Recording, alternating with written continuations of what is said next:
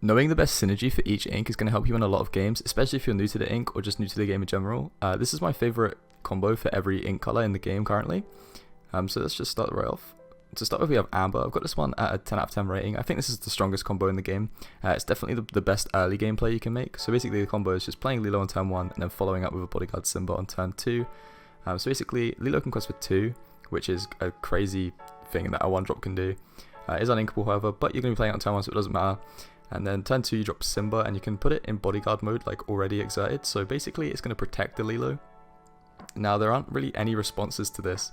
If you go first and the opponent plays a hook, that's the only 1-drop that can hit free.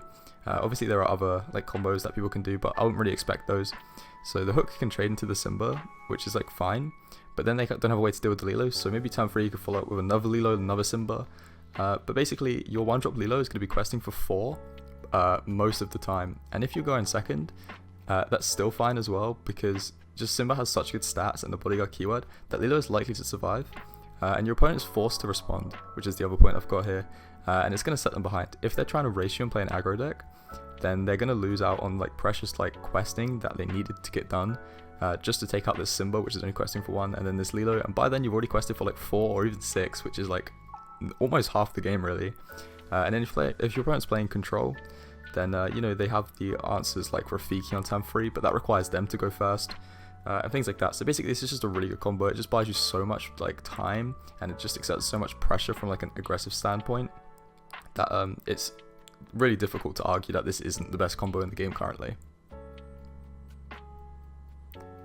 So next off we have another 10 out of 10. This is Amethyst's combo. Basically with Amethyst you just want to be drawing lots of cards. It's basically the whole plan of it.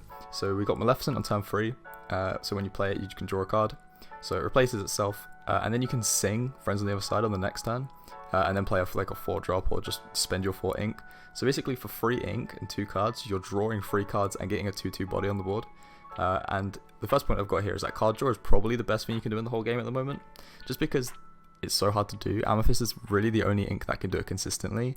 You're just, you know, just getting so much card advantage over your opponent, whether you're playing aggro to keep the board like filled up and keep your hand healthy, or if you're playing control to find your key pieces like be prepared and stuff like that. Card draw is never really a bad thing, and like I say, for 2 cards and 3 ink, drawing 3 cards is just fantastic. There's no other ink that can really compare with that level of card draw, and it's just super flexible really. Like I said, it has uses in aggro, has uses in mid-range, has uses in control. If you're playing Amethyst, you're always playing 4 of these cards, like definitely, and this is like the main thing that you're mulliganing for, and a lot of the time. And it just gives you more options, so you can stabilize way quicker and easier when you're playing control. So obviously with a bigger hand you have more options. It's just as simple as that. So yeah, definitely if you're playing Amethyst you always want to put in 4 of each of these cards, just simply for this combo, or even just for the cards individually. They're just so good. So for Emerald, I've got this one as an 8 out of 10. It's not as good as the other 2, but it is definitely very, very strong. So basically the goal is just play turn 5 Cusco, and then you can protect it on turn 6 Genie. The main plan is you bounce something that can kill the Cusco, because then you keep your Cusco alive for another turn.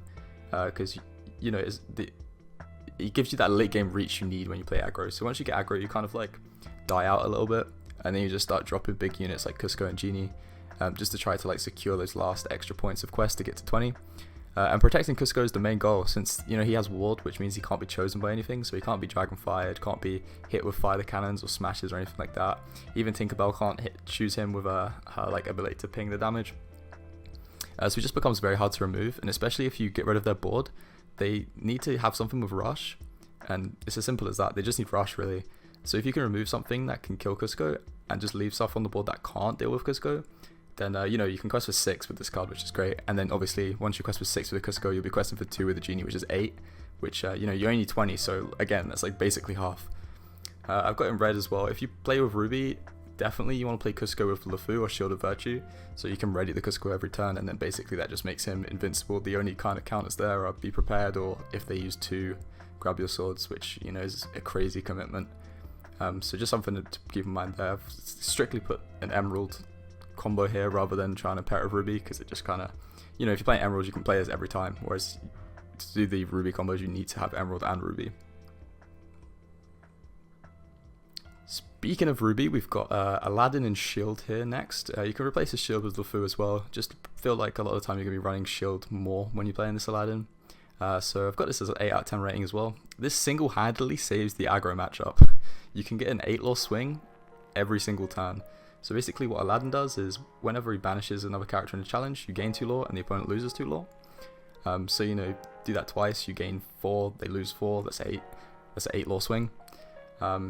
Being able to shift as well makes the setup a lot more explosive, although it is expensive. So if you have a free cost Aladdin, they already lose a lore when you play that, and then you can shift that for 5 cost. And then it has rush basically, it doesn't have to dry. So you can attack, and then use shield for free, attack again, and then out of nowhere your opponent's lost 8 lore. Well, they've lost 4 lore and you've gained 4 lore, and suddenly the aggro matchup is just way easier.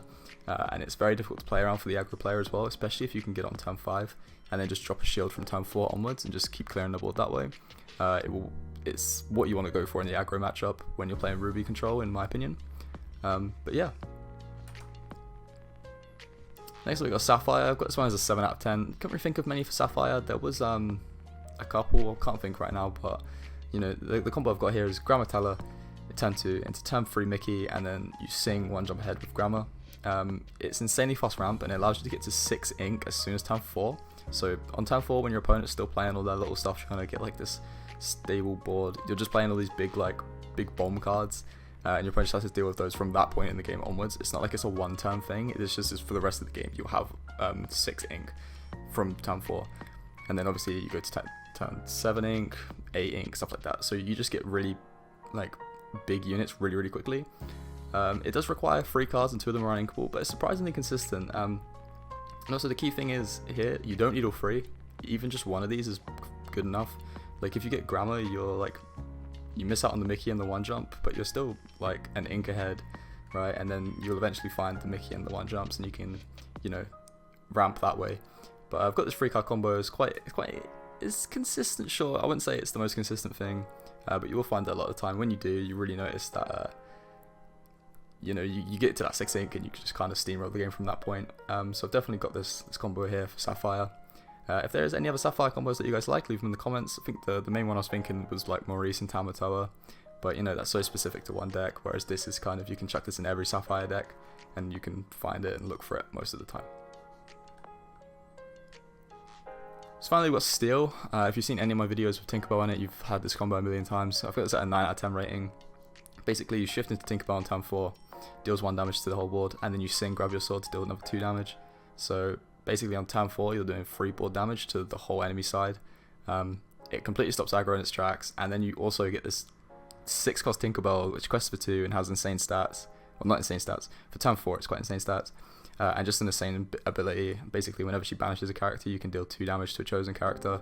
So you just keep the board clear from that point. Tinkerbell just secures it and just keeps that board empty as soon as you can play this on turn 4. And it's very flexible as well. You don't have to do this on turn 4. You can kind of do this any stage in the game because you have access to smash and fire the cannon most of the time when you're playing Steel. So that fixes numbers on the high health characters. So you can just set up like these massive board clears. But other than that, you know, this has been all the ink combos. If I've missed any, leave them in the comments and I'll let you know what I think of them. But other than that, thanks for watching. Like, comment, subscribe, all the good stuff, and I'll see you in the next one.